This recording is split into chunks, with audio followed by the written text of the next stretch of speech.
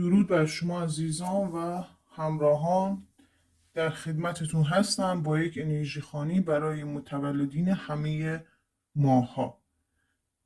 عزیزان، الهی که نفسم حق بشه و بهترین ها براتون رقم بخوره. فالمون رو با فروردین ماهی ها شروع میکنیم. فروردین ماهی های عزیز، نیت کنید. من چند لحظه سکوت میکنم.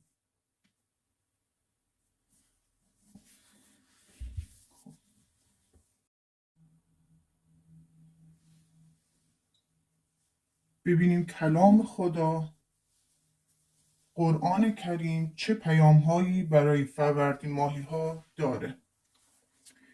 براتون سوره مائده اومده.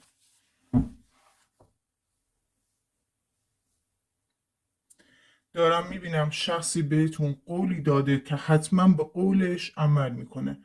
اگه تأخیری توی قولش هست و شما رو چشم انتظار گذاشته، دلیلش یه مانع جزئی هست که رفع میشه، ولی حتما به قولش عمل میکنه.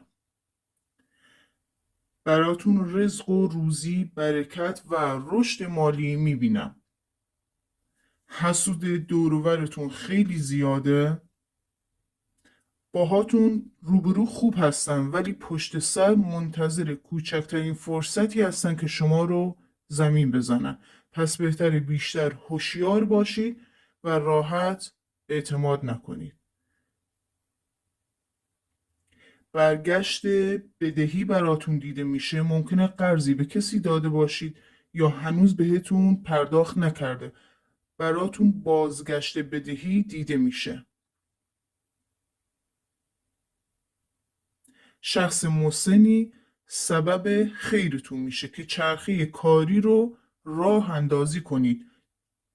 سبب میشه یه چرخه کاری براتون راه اندازی بشه، کمکتون میکنه. ممکنه کمک مالی باشه. رفع تاریکی، پاکسازی یا رفع انرژی های منفی براتون اتفاق میفته که ممکنه روی زندگی و روزمره‌تون تاثیرگذار باشه. یعنی یه ساعتی شاد هستید، یه ساعتی استرس میگیرید. مدام در حال تغییر روحی و رفتاری هستید. این یعنی اینکه دارید رفع تاریکی میشید، رفع انرژی منفی میشید. مسیر مهاجرتی و جابجایی براتون بازه.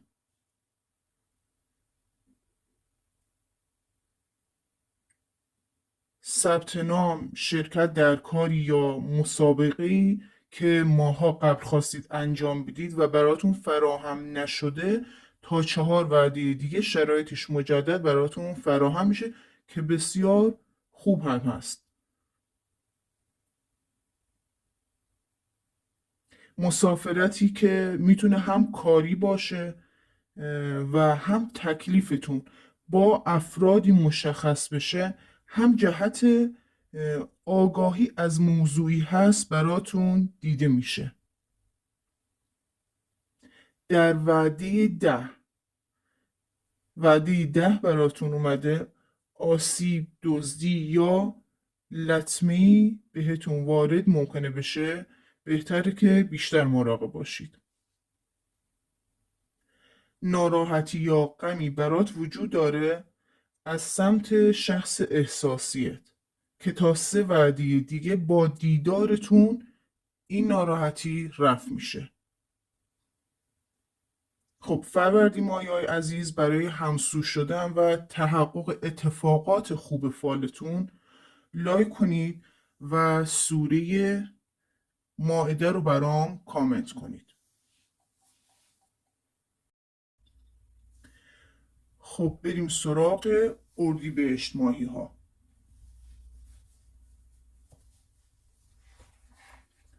اردیبهشت ماهی های عزیز، نیت کنید. من چند لحظه سکوت میکنم.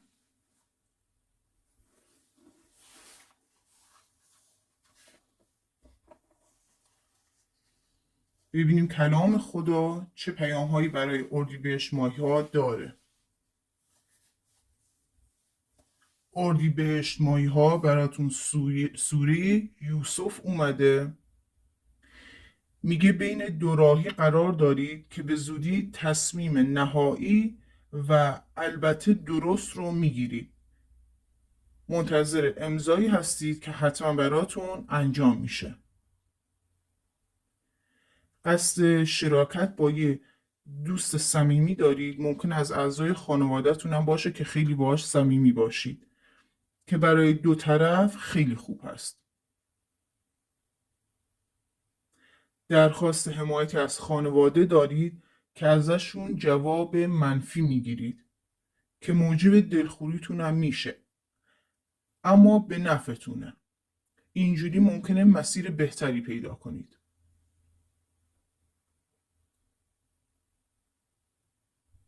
اگه نامزدی یا ازدواجی کات شده، مجدد به هم وصل میشید.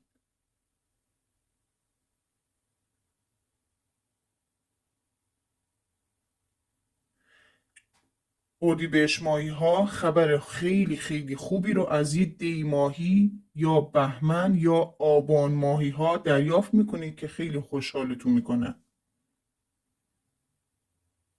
نگران یه بیماری هستید، فکر میکنید که بیماری ممکنه آزمایش یا تست هم داده باشید. جای نگرانی نیست، تا 2 وعده دیگه خیالتون راحت میشه که اصلا بیمار نشدید. فرصتی برای گفتگو با یک کیس احساسی پیش میاد که بازگشتش با همین گفتگو فراهم میشه.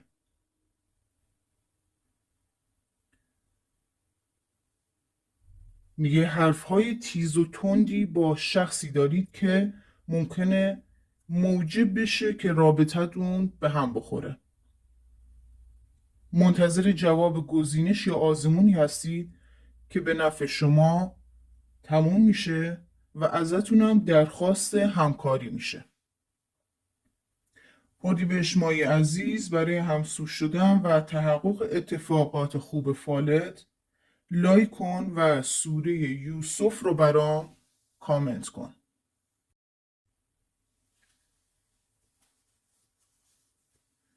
خب خرداد ماهی عزیز، نیت کنید. من سکوت میکنم.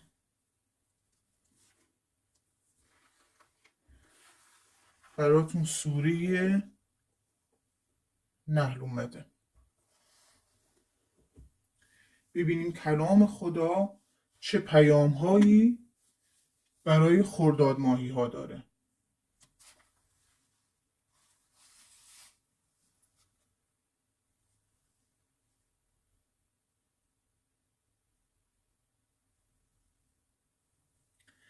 خرداد ماهی عزیز، یه گفتگوی 2 نفره برات میبینم که با این گفتگو به نتیجه دلخواهت میرسی، به نتیجه دلخواه شما ختم میشه.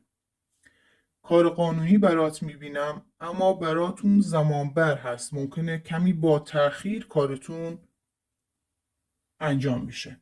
از لحاظ مالی تا یه مدت کوتاه مواظب باشید دچار تداخل ممکنه بشید. خرجهای علکی نکنید. کارهایی که واجب نیست، خرجهایی که واجب نیستن فعلا به تعویق بندازید که با مشکل مالی مواجه نشید. درهای الهی رو میبینم که به روتون باز میشه که بعد از سختی ها و صبوری هایی که داشتید، خداوند بهتون پاداشی میده و اتفاقات خوبی براتون رقم میزنه. اتفاقات خوبی رو توی زندگیتون مشاهده میکنید. براتون رفع جربست های خانوادگی دیده میشه و آشتی. یه جشن، یه شادی دعوت میشید که درخشش شما در این مهمانی با عزت و بزرگی همراهه. تغییر مسائل مالی و پولی دارید و چرخه های عالی جدیدی پیش روتون هست. برای شما خرداد ماهی ها داره نشون میده مدتی مشکل مالی داشتید، جر و بحث های زیادی داشتید با خیلی ها، بیماری داشتید. درست مقداری از این مسائل حل شده ولی هنوز و کامل رفع نشده. بهتره که حتما پاکسازی انجام بدید. ضمانت، وساطت و یا کمکی از سمت آقای مسنی دارید که کاملا به نفعتون هست. رفع بستگی، رهایی از یک گرفتاری و رفع گرفتاری دارید از مسائلی که شما رو خیلی آزار داده. چالش، اخطار و احتیاط در سفر رو دارم براتون میبینم. اگه قصد سفر یا جابجایی دارید یا به تأخیر بندازید و یا اگه مجبورید به سفر برید خیلی احتیاط کنید. خرداد ماهی عزیز، برای همسو شدن و تحقق اتفاقات خوب فالت لایک کن و سوره نحل رو برام کامنت کن.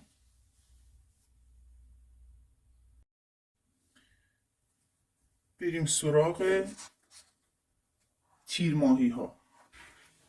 تیر ماهی عزیز نیت کن، من چند لحظه سکوت میکنم.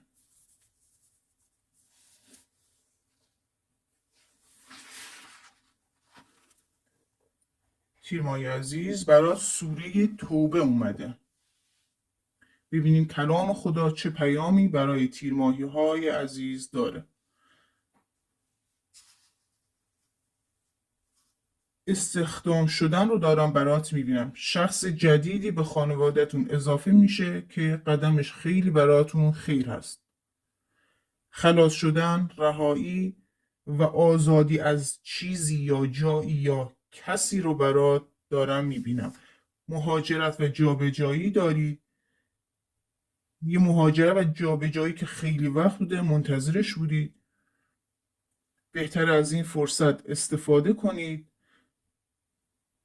چون در صورت پشیمان شدن و یا به تأخیر انداختن این موقعیت ممکنه فعلا این فرصت دیگه براتون اتفاق نیفته.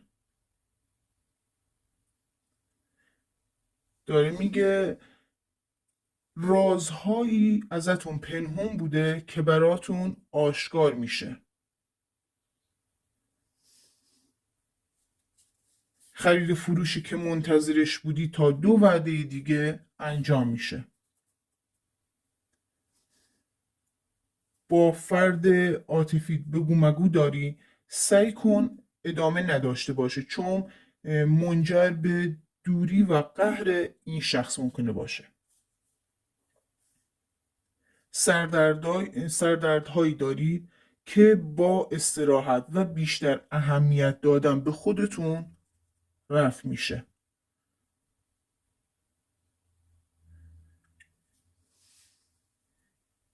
اینجا دارم میبینم گم کردن پول یا از دست دادن پول یا حتی یک کلاه برداری مالی براتون دیده میشه. بهتر بیشتر مراقب باشید. در یک کاری به زودی موفق میشید، بهتره که مغرور نشید، چون مغرور شدنتون باعث میشه راه رو گم کنید. ادامه راه رو گم میکنید در واقع. حاجت روایی براتون دیده میشه، مثل یک معجزه در زندگیتونه. تیر ماهی عزیز، برای همسو شدن و تحقق اتفاقات خوب فالت لایک کن و سوره توبه رو برام کامنت کن.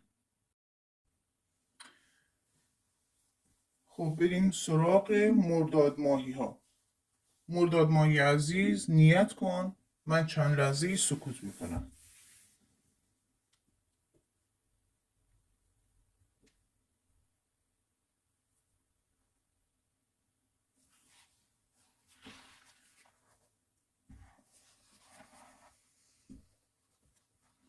مرداد ماهی عزیز، براتون سوره آل عمران اومده.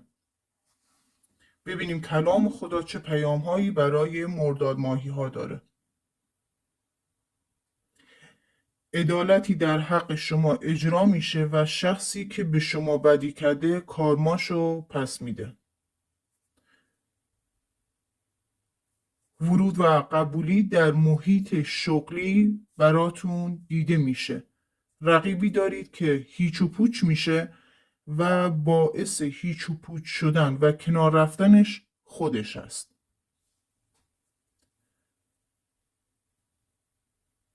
کاری رو دارین در یک ارگان دولتی انجام میدید که با رأی مثبت به نفعتون تموم میشه. گره مالی دارید که تا 5 وعده دیگه رفع میشه. روی موضوعی نیتی دودلی و بلا تکلیفی دارید که خیلی زمان میبره نتیجه نهایی رو بگیری و یا تکلیفت روشن بشه، خیلی زمان میبره برات.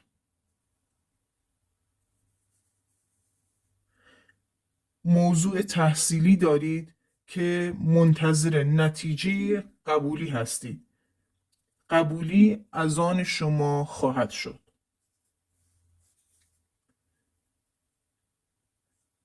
اگه سنگینی مالی دارید و گره های مالی براتون گشایش دیده میشه. مهاجرتی که براتون خیلی حیاتی هست و روی کل زندگیتون تاثیرات بزرگی میذاره تا 5 وعده دیگه انجام میشه و موفق میشید. منتظر پولی هستید برای سرمایه گذاری، حالا شخصی بخواد بهتون بده یا وامی بخواید بگیرید به دستتون میرسه.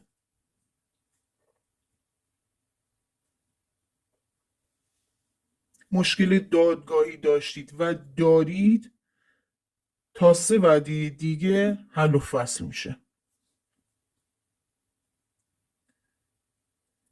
یه پیشنهاد کاری از سمت یه شخص خیلی نزدیک بهتون داده میشه که براتون خیلی خوب هست.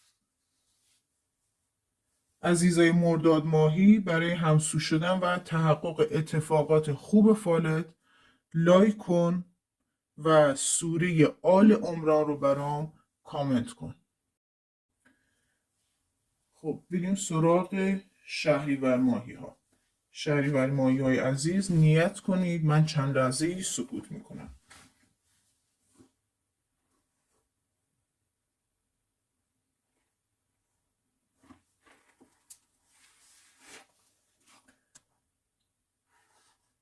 شهریور ماهی ها براتون سوره مؤمنون اومده. ببینیم کلام خدا چه پیام هایی برای شهریور ماهی ها داره. میگه کاری داری انجام میدی که خیلی استقامت داری، خیلی محکمی، خیلی تلاش میکنی. موفقیت در این راه و مسیر رو دارم برات میبینم.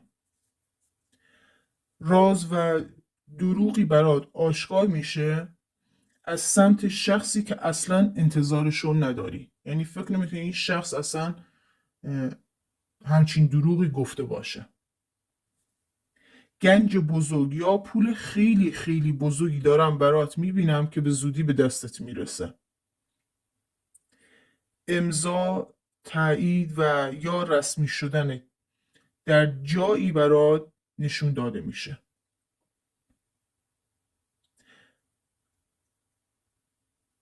از جایی باز شدن دریچه شانس رو دارم برات میبینم.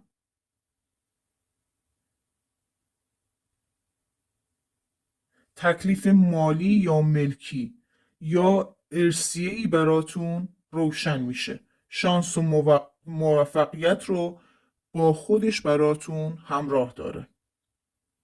بابت چیزی نظر و نیازی کردی، حاجت روایی برات دیده میشه. برای یه کاری خیلی استرس داری، کاملا اشتباه استرست. اصلا احتیاج به استرس و نگرانی نیست. خود به خود حل میشه. یه رازی از کسی میدونی و میفهمی، میخوای بازگو کنی یا شاید همین الانم فهمیدی اون رازو. بهتره که بیشتر فکر کنی و دست نگه داری، چون برای قصدی که داری و میخوای اون شخص رو رسوا کنی الان فرصت خوبی نیست. ممکنه با فاش کردنش به خودت هم آسیب بزنی. فعلا دست نگه دار، شاید کلا پشیمون شدی و فاش نکردی. اگه فرزند راه دور دارید، دیدار براتون دیده میشه. یه شخصی ماها باهاتون کات کرده،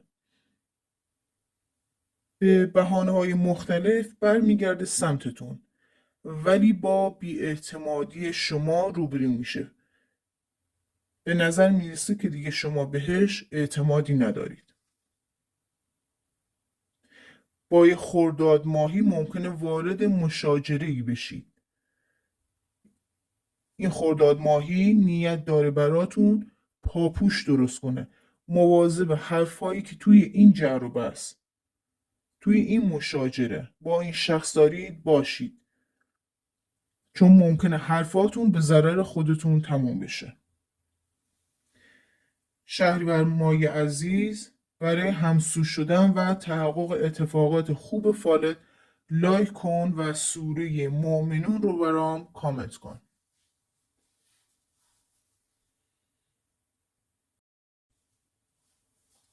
و بریم سراغ مهرماهی ها.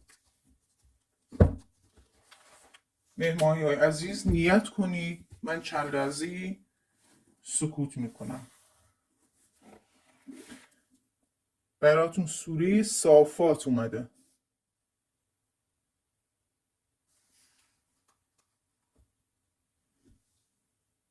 ببینیم کلام خدا چه پیامی برای مهرماهی ها داره.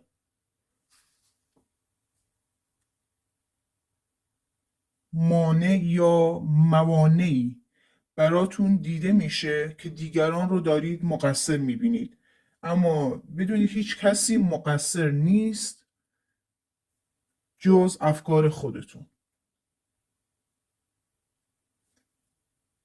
مشکل مالی و بانکی دارید که به زودی رفع میشه. اگه دنبال تعویض وسیله‌ای هستید، تا 2 وعده دیگه موقعیتش براتون فراهم میشه. دارم میبینم روزی و برکت کمی داری، درآمدت کمه، زندگیت به سختی داره میگذره. تنها دلیلی که داره اینجا نشون میده شغلت هست. در حال حاضر شغلی که بهش مشغولی، این شغل و این روزی برای شما نیست. هیچ وقت از این شغل و از این راه درآمد چشمگیری نخواهی داشت. بهتر که به فکر تغییر شغلت باشی.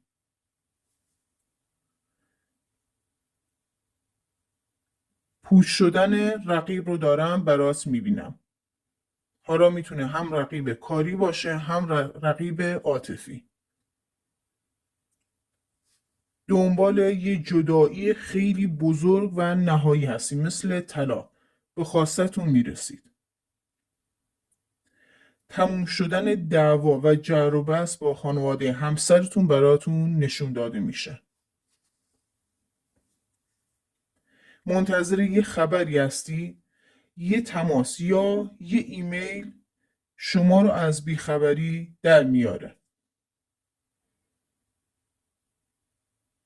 برگشتن پارتنرتون براتون دیده میشه، البته با پشیمانی به سمتتون میاد. شروع رابطه عاطفی و احساسی برای کسانی که به تازگی جدایی داشتن دیده میشه. یه شروع جدید. میگه قدرت و جرأت کاری رو پیدا میکنید برای یه کاری که خیلی وقت از انجام دادنش میترسیدی، ولی باش روبرو میشی، میفهمه که ترس هیچ مشکلی پیش نمیاره و همین ترست باعث شده که موفقیت به تأخیر بیفته. از یه کار غیر قانونی که دارید انجام میدید اخطار براتون دیده میشه. مهرماهی عزیز، برای همسو شدن و تحقق اتفاقات خوب فالت لایک کن و سوره صافات رو برام کامنت کن. خب بریم سراغ آبان ماهی ها. آبان ماهی های عزیز، لطفاً نیت کنید. من سکوت میکنم. سوره مریم براتون اومده. ببینیم کلام خدا چه پیام هایی برای آبان ماهی ها داره.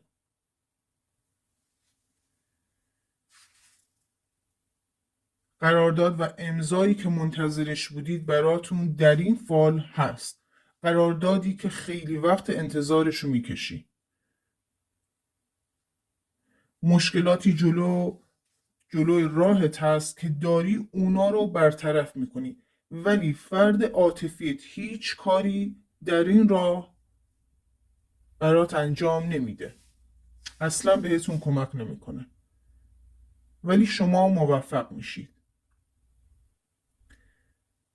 فالتون داره میگه زیاده از حد استقامت داشتی توی زندگی، سختی های زیادی توی زندگی تحمل کردی. برای رسیدن به خواسته بزرگی فالتون رسیدن و خوشحالی رو نشون میده. موفق میشی در نهایت. یه وجهی از دستتون رفته برگشت داره، مجدد به دستتون میرسه. فرصت جبران براتون اتفاق میفته در زمینه مالی که در اون پیروز میشید و یک مرتبه این فرصت رو قبلا از دست دادی، ولی مجدد براتون اتفاق میفته این فرصت. قصد خریدن حیوان خانگی دارید، براتون بسیار خوشیوم هست. یه آقایی در زندگیت همیشه بهت کمک میکنه، گاهی باهاش بدخلقی، ولی بهتر قدرش رو بدونی. زبونت گاهی خیلی تیز و تند میشه، ممکنه جاهایی باعث بشه بهت لطمه بزنه. یه هدیه بزرگ و لاکچری از سمت آدمی که ناراحتتون کرده دارید. آبا ماهی های عزیز، برای همسو شدن و تحقق اتفاقات خوب فالت لایک کن و برام سوره مریم رو کامنت کن. خب نوبت آذر ماهی ها. آذر ماهی ها، نیت کنید. من چند لحظه سکوت میکنم.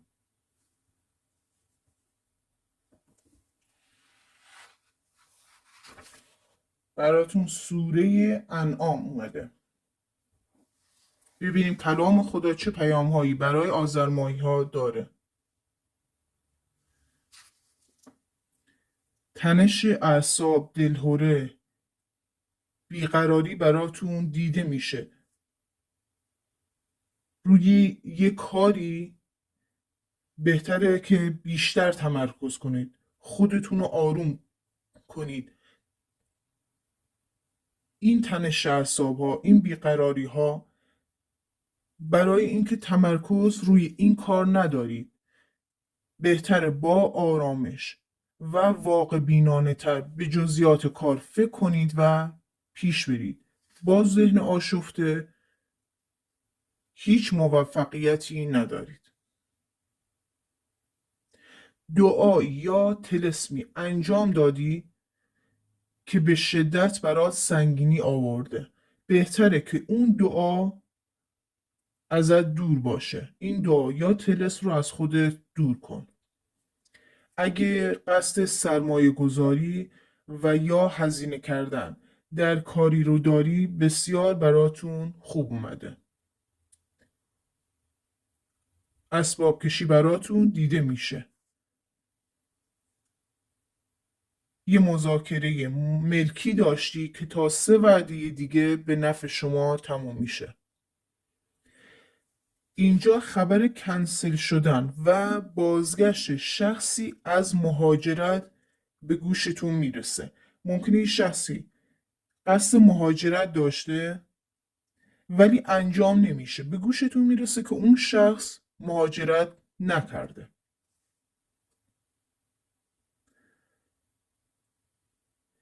میهمانی هایی پیش رو داری که کاری هست و دقیقا شما رو به سمت کار و حرفه جدیدی میبره که خودتون خیلی تمایل به این کار دارید. یه پیشنهاد خوب، یه شراکت پرسود در این مهمانی خواهید داشت. اگه نیت بارداری دارید جوابتون مثبته. یه وجه واریزی که خیلی وقت منتظرش بودی به دستت میرسه. برای عزیزانی که ورزش‌های هیجانی دارن انجام میدن آسیب دیده میشه. بهتره که بیشتر مراقب خودتون باشید.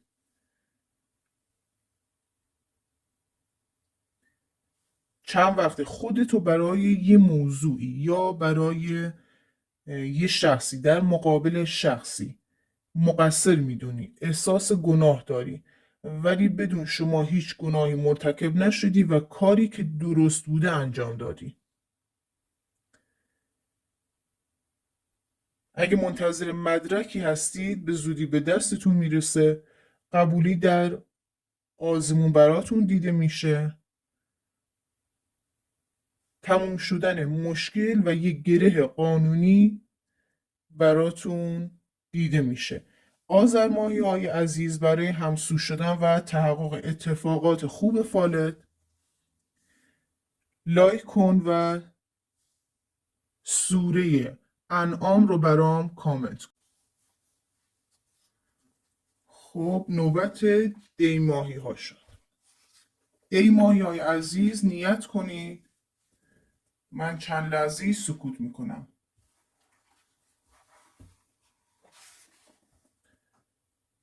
براتون سوره هود اومده. ببینیم کلام خدا چه پیام هایی برای دی ماهی ها داره.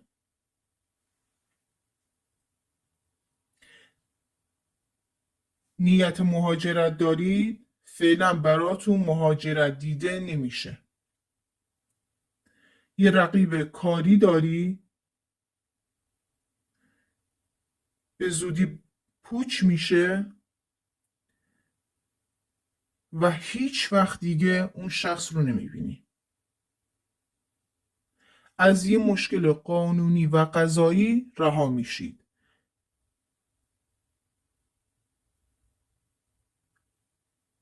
قرار بوده یه ارتقا کاری براتون رخ بده ولی طول کشیده. تا 3 وعده دیگه ارتقا میگیرید. دلتنگی داری، دلت آشوبه، نگرانی، بهتر رهاش کنی چون فقط داری انرژی تو از دست میدی.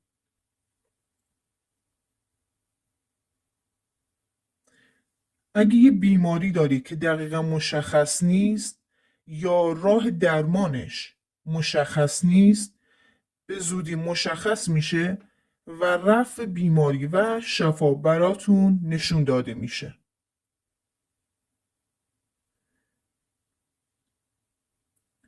یه بارداری غیر منتظره براتون میبینم. ممکنه برای خودتون باشه، ممکنه برای اطرافیان باشه که به گوشتون میرسه. ورود و بستن قرارداد در کار و حرفی که خیلی دوستش دارید، خیلی براتون مهمه، دارم میبینم. یک دین یا یک بار مالی از روی دوشتون برداشته میشه، مثل تسویه وام، تسویه اقساط. احتمالاً یه آبا ماهی با حرفش نیشت بزنه، دلخورت میکنه، ولی بهتره باهاش وارد مشاجره نشی. شخص عاطفی و احساسیت که در گذشته توی زندگیت بوده ازدواج کرده، خبر جداییش به گوشت میرسه. ای ماهی عزیز، برای همسو شدن و تحقق اتفاقات خوب فالت لایک کن و سوره هود رو برام کامنت کن.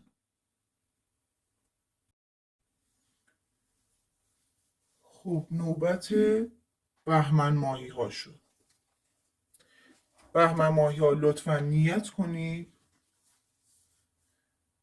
من چند لحظه سکوت میکنم.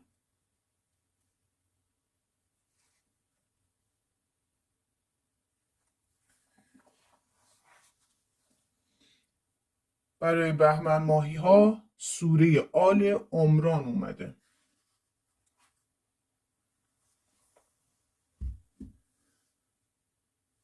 ببینیم کلام خدا چه پیام هایی برای بهمن ماهی ها داره.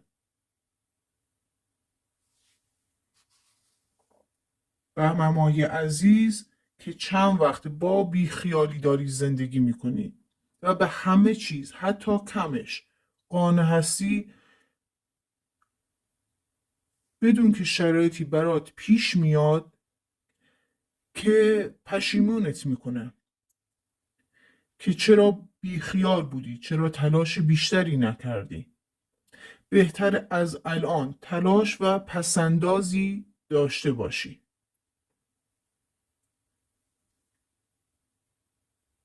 یه مسئله، یه موضوعی ذهنتو درگیر کرده، خیلی برات مهمه، تا 4 وعده دیگه حل میشه.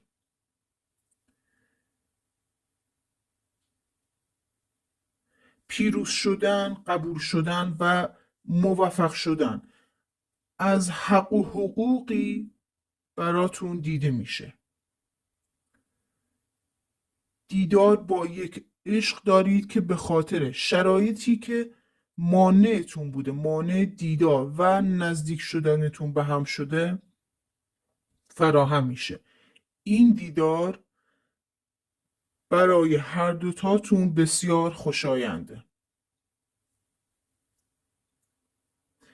کار بانکی دارید حتما انجام میشه. تصمیم به یک سفر دارید ولی نگران هزینه های این سفرید. از جایی که فکرشو نمی کنید هزینه ها فراهم میشه، شما از نگرانی در میایید. جابجایی منزل یا محل کار براتون دیده میشه، ولی خیلی خوب اومده این جابجایی. اگه یه چیزی رو باختید، یه چیزی رو از دست دادید، حتی یه فرصت رو از دست دادید، این فرصت مجدد براتون فراهم میشه که به چیزی که میخواید برسید. از موضوعی ناراحتی، غمی توی دلته، تا 2 وعده نزدیک، 2 وعده خیلی کوتاه، خانوادت بهت کمک میکنن و باعث میشن که شما رو از ناراحتی و گرفتاری در بیارن. بهمن ماهی عزیز، برای همسو شدن و تحقق اتفاقات خوب فالت لایک کن و سوره آل عمران رو برام کامنت کن. رسیدیم به آخرین ماه، یعنی اسفند. اسفند ماهی های عزیز نیت کنید. من چند لحظه سکوت میکنم.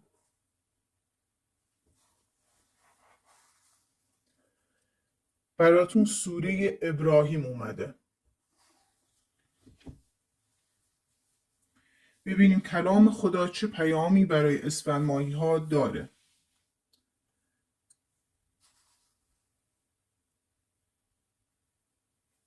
توی مسیر آموزشی هستی، آموزشی داری میبینی، خیلی جدیش نگرفتی، ولی براتون خیلی خوب هست و روی آینده تاثیر عالی داره.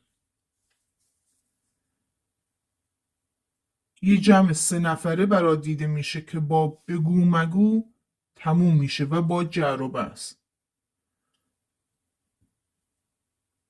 شخصی که ازت عصبانی هست میاد سمتت برای جدال، برای دعوا، ولی شما با حرفات آرومش میکنی. یه کار گروهی در پیش داری که با موفقیت تموم میشه. یه مقدار از یه آقای جوونی ناراحتی؟ فعلا این ناراحتی رفع نمیشه و یا شایدم شما نمیخوای رفع بشه.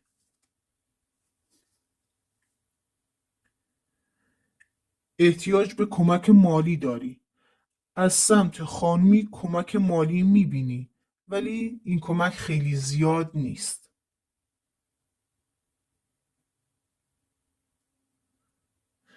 یه ناراحتی بزرگ توی زندگی وجود داره که شما رو آشفته کرده. بهتره فعلا صبر کنی و به فکرت استراحت بدی. شما اسفند ماهی ها یا عاشق نمیشید یا وقتی عاشق میشید قوقا به پا میکنید. بهتره تا جایی و تا حدی عشقت رو به طرفت نشون بدی که خودتو کوچیک نکنی و به خودت آسیب نزنی.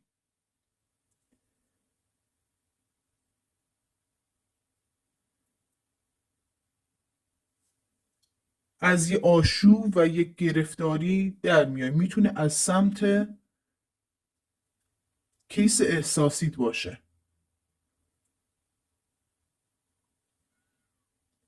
از طرف شخصی که توی حروف اسمیش حرف و، لام یا نون داره خبر خوبی به دستت میرسه. اسفند ماهی عزیز، برای همسو شدن و تحقق اتفاقات خوب فالت لایک کن و سوره ابراهیم رو برام کامنت کن.